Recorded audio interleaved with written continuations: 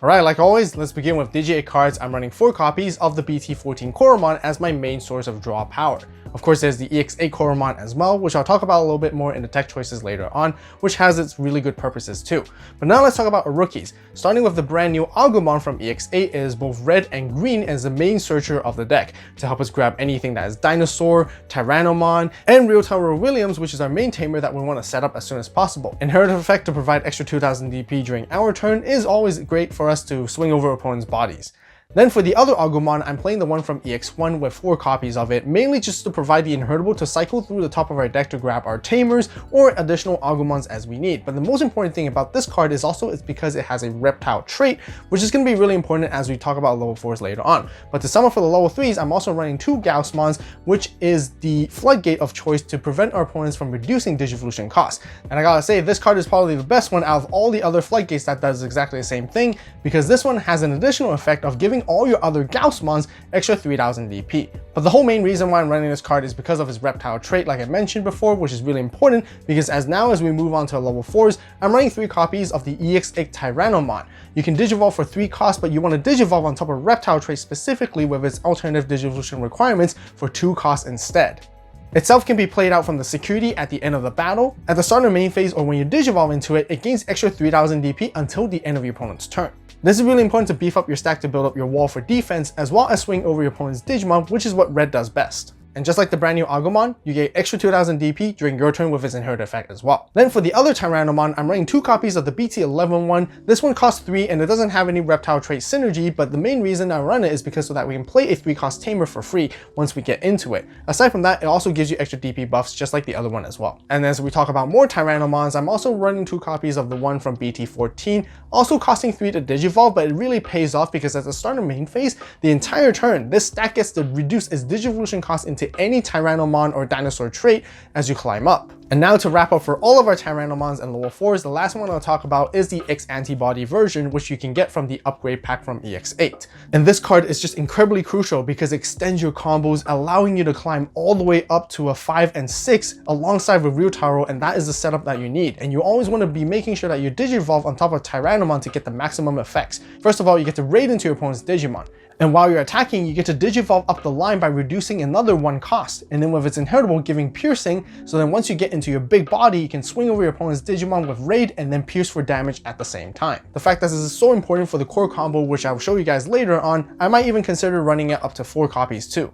But that's it for level 4s, and now let's talk about our level 5s. Starting off with Master Tyrannomon, I'm running 2 copies just to mainly have its inheritable effect to give security +1, but we also get to suspend something down when we get into it, and also delete the opponent's Digimon with 8000 DP or less as long as it's suspended itself. And thanks to the green synergy, it has Fortitude, meaning that when it's deleted, as long as it has sources to begin with, you can play it back from the trash for free too. But for the rest of the level 5s, this is where the deck color starts to deviate a little bit in the middle, switching between into green and black cards instead. First off with Metal Tyrannomon from EX8 set as well. Predominantly, you want to use this card to de-Digivolve your opponent's Digimon so that it gives you another form and layer of removal aside from just trying to delete them by battle or by effects. But not only that, it also gives you de-Digivolve protection against your opponent's effects and as well as bottom decking or returning to hand, and you always want to make sure that this card is suspended when you get into it. And with its inherent effect, you get to trash your opponent's security whenever you take down your opponent's Digimon by battle, and it's all turns, which is a fantastic way to play around any security effects. And then I'm running 2 copies of the Promo Mame Tyrannomon, which allows you to Digivolve on top of Tyrannomon for 3 costs instead.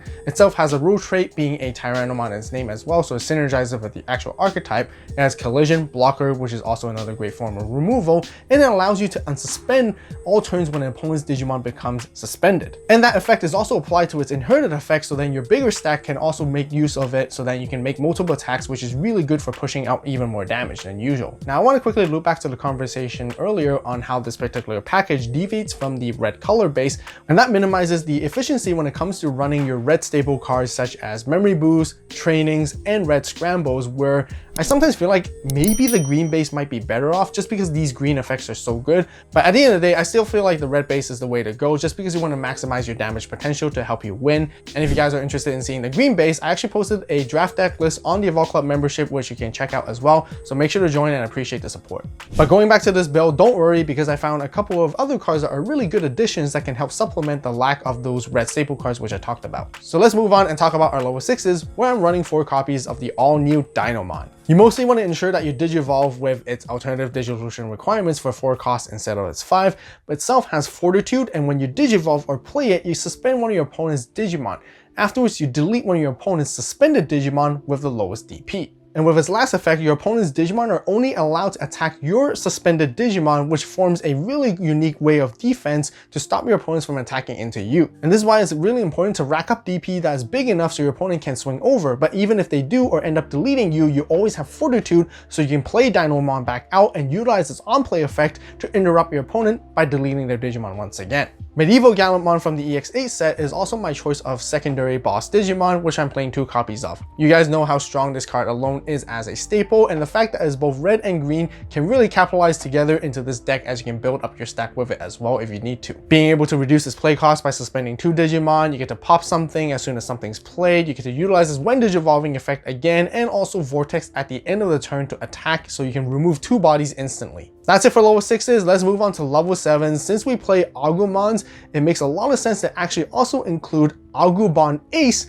from the LM set. This gives us a little bit of counterplay, which is really great at deleting the opponent's board, as well as swinging, trashing their security, and going for game. And aside from just warping on top of Agumon when you have 2 or fewer security, you always get to Digivolve on top of your level 6s too.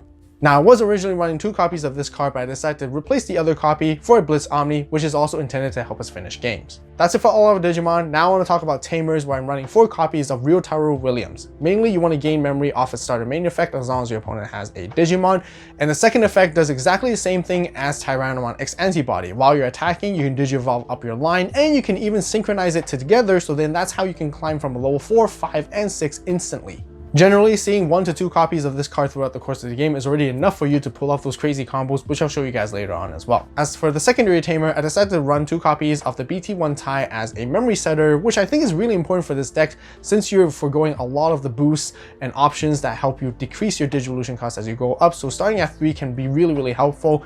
And since it's a red deck after all, giving your stack security +1 alongside with Dinomon is really where you can capitalize off the maximum damage potential. That's it for all our Tamers, and now let's talk about options, where I'm running 4 copies of the staple Garnet Memory Boost instead of Red Memory Boost. Remember how I talked about in the lower 5s, it starts to become green and black instead? Well, Garnet Memory Boost is one of those cards that solves the issue. Even though you don't get to dig as deep as a regular Memory Boost does, the fact that you can grab a red or black card is already a huge win to give you choices as you want to optimize your pieces to climb up your stack. Aside from that, I'm still running 2 copies of Offense Training just because the deck predominantly is still red at the end of the day, and you want to utilize this to help you Digivolve into your Tyrannomons more so than your level 5s. And then to round off for the rest of the options, I'm running the 2 copies of regular X Antibody from BT9. This card serves a lot of different purposes for this deck. Not only helps you fulfill the X Antibody requirement when you go into Tyrannomon X if you don't have Tyrannomon underneath, so you can still capitalize off its effect, you can also still Digivolve into an X Antibody while you're attacking, meaning you can Digivolve into Tyrannomon X or even Mommy Tyrannomon, which is also an X Antibody itself. And the last usage of this card is also there to help synergize with Fortitude. Now remember, Fortitude requires you to have sources underneath your Digimon when it's deleted for it to be played back out. Therefore, with your initial Dinomon stack, when it's gone, you get to play it back out, but then you'll have no sources. But if you use X Antibody and tuck it underneath, you get to use another instance of Fortitude once again. Alright, tech choices and other cards I've also considered adding into this deck. Aside from the BT14 Koromon, just for the predominant draw power that I want to prioritize, you can also still run the EX8 Koromon, which is more intended for this deck. There are times where your opponent tries to play around your Dinomon's removal by slapping down a rookie to end the turn. And this is where this Koromon comes in, as you get to preemptively remove that rookie out of the way first, and then you still get to use Dinomon to remove your opponent's important stack. Other than the red-green Agumon introduced in this set, there's also a Agumon that is purple and green, which is also meant to be played within its archetype. It can Digivolve on top of any Koromon for 0 cost. It has an on-play effect that suspends any Digimon, and it provides retaliation for extra layers of removal, which I think is always nice to include even as a one-off. Rust Tyrannomon Ace can also be included in this deck. Because it is Tyrannomon after all, this can be really well utilized so that you can blast Ace, suspend down your opponent's Digimon, as well swing over them the next following turn and continue to trash your opponent's security, which is always great. There's also Dino Rexmon from BT14. It also has when digivolving Blitz, it also has a all turns effect. As long as your opponent has one or more memory, they're floodgated from being able to play any Digimon with 6000 DP or less, and it also gets another extra 4000 DP itself. Another level 6 you can also consider including is Chaosmon from EX8 as well. Although this card is intended for Nightmare Soldiers, you can actually DNA Metal Tyrannomon and Master Tyrannomon together to build a giant stack into this. Afterwards, suspend an opponent's Digimon, also return one of their Tamers that's suspended to the bottom of the deck. And with the mix and match of multiple colors within its sources, you get to gain additional DP, and then that's where you can enable yourself to have Piercing and Security +1 for even more damage. As for other Tamers, I've also considered playing 2 copies of the BT6 Time, which lets you warp into your Agumons, which also makes a lot of sense if you're playing 2 copies of it instead of my current lineup of 1 Agumon Ace and 1 Blitz Omni. But since you push out your Agumons a lot, you can continue to gain a lot of value by getting memory and drawing additional cards to start off your main phase. There are also the 2 other Taigas that you can include, one from BT11 and one from BT2. They both give you similar effects to help you reduce your Digivolution cost as you climb up, whereas the BT2 one gives you piercing and the other gives you extra DP buffs. Alright, combos and how to play the Dinomon and Tyrannomon deck. Let's talk about the mulligan hand. It is stack building. It is a red base deck after all, so you want to see your pieces. Of course, starting with your Agus that you can Digivolve in the back. Ideally, the EX8 one helps you search. You want to find your Ryutaro Williams and set it up because alongside with Tyrannomon X, it gives you a instant combo, which we'll show you guys in a bit. Garnet memory boost to help you find your pieces. Remember, the fact that we play it is because we can also grab black cards. Then going into Dinomon, that's the end goal overall. Starting with the very first combo, you want to have access to at least 3 memory, whether your opponent puts you there, or if you had a Garnet memory boost ready to go, or if you had a setter. The idea is to help you climb up into a level 5 and play out Tamers along the way. So we're going to go ahead and push out the Agumon. We're going to pop the Garnet memory boost to gain 2 memory here, because we're going to Digivolve into the BT11 Tyrannomon. This is a really good card to see in the early stages because it instantly lets you play out a 3-cost Tamer, which is going to be a Ryutaro for free. At this moment, you want to go ahead and use Tyrannomon to either swing at your opponent's suspended Digimon or at security, making sure that you cycle with Agumon to find additional pieces as well as Tamers, and then you want to suspend your Ryutaro so that you can Digivolve into a Master Tyrannomon for a reduced cost of 1, so it costs 2 instead. And since Master Tyrannomon is suspended at this moment, you also get to delete an opponent's Digimon that's 8k or lower. By swinging to security, you're at least 10k, and also at the 1 check, you get to draw with Koromon. Let's say Master Tyrannomon gets deleted. This is where Fortitude comes in. It gets deleted.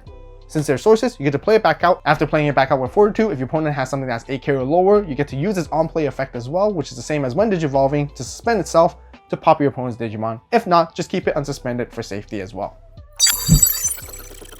For combo number 2, I'm going to now show you guys how you can instantly go from a level 4 all the way to a 6 in a single turn. You want to have at least a Ryutaro Williams set up on the board and a Tyrannomon, that's the EX8, ready to go to get extra DP buffs. Assuming your opponent has a Digimon as well, you're going to start in main, gain 1 memory. And with Tyrannomon, you also gain extra 3000 DP until the end of the opponent's turn. This is where the Tyrannomon X comes in really handy, because we Digivolve for 0, and what we're going to do is going to attack with it. When attacking, we can Digivolve into a dinosaur or Tyrannomon in his name for a reduced cost of 1.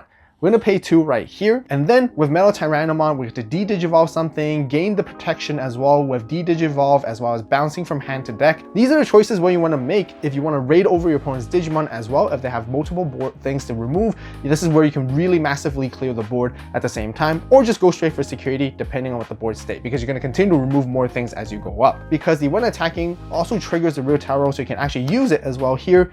And this is when you're going to Digivolve into Dinomon for reduced cost of 1 to pay 3 instead, thanks to Ryutaro. Dinomon, you can suspend another Digimon if you want to, and then afterwards delete one of your opponent's suspended Digimon with the lowest DP. This is why, once again, you want to make sure to analyze the board state before you commit to this play and run it through your head so you can see what you can remove off your opponent's board to get the maximum value off of it. Assuming your opponent has lots of Digimon, you're going to be swinging over their largest unsuspended because you're raiding into it. This is a 20k swing. Swing over the opponent's Digimon. Afterwards, you're going to go trash their security with Metal Tyrannomon. And since your opponent's security is trash, you get to draw 1 off Koromon, and now you're going to pierce for 2 extra checks, which is massive, dealing 3 security damage in 1 single blow. For the third and final combo, I'm going to show you guys how you can also OTK your opponents with explosive damage, and this time I want to show you guys how we also utilize the BT14 Tyrannomon. You want to have a memory setter tie, so you begin your turn at 3 memory, and assuming your opponent has a Digimon, you're going to go ahead and push out. Start a main, Ryutaro, it's going to gain you a memory. This Tyrannomon is also going to gain Digivolution reduction for the entire turn, this particular stack. So every time you Digivolve, it's going to be for 1 less, which is absolutely huge. Of course, Tyrannomon X is also the main go-to because we're going to repeat a similar combo as before. Once again, this is a very important moment to analyze your opponent's board state on how much Digimon they have, whether you want to swing over and raid their biggest Digimon, or you want to just go straight for security and also plan it out. Let's go ahead and swing with Tyrannomon X into security in this case, and then we also get to use this when attacking to Digivolve into Mame Tyrannomon, utilizing the alternative Digivolution requirements, which will cost 3, but it actually total in cost 1.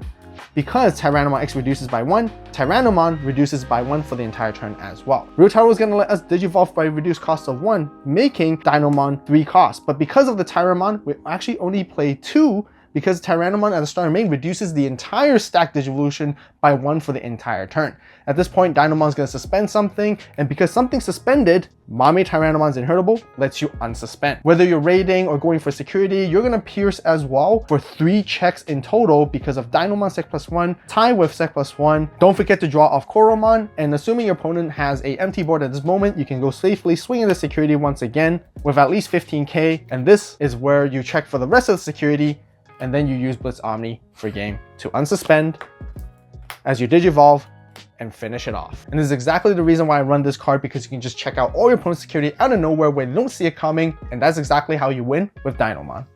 The Crimson Saber playmat and sleeves are now available on the AVAULT store, along with the Chaos Saber mat, where I have a 2-player version, and sleeves which are exclusive during this limited time release only. So make sure to grab yours right away, and thank you guys so much for the support. As always, you guys have a great day, great night, wherever you are, and see you in the next video. And this is AVAULT signing out.